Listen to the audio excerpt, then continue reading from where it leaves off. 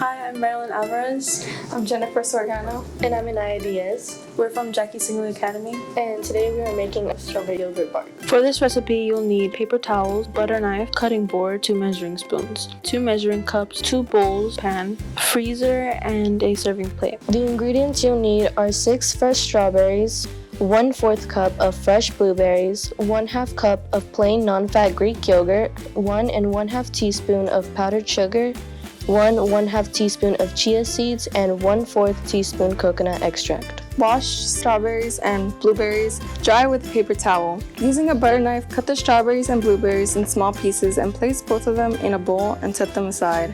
In the other bowl, put 1/2 cup of yogurt, 1 1/2 teaspoon of chia seeds, 1/4 teaspoon of coconut extract, and 1 1/2 teaspoon of powdered sugar.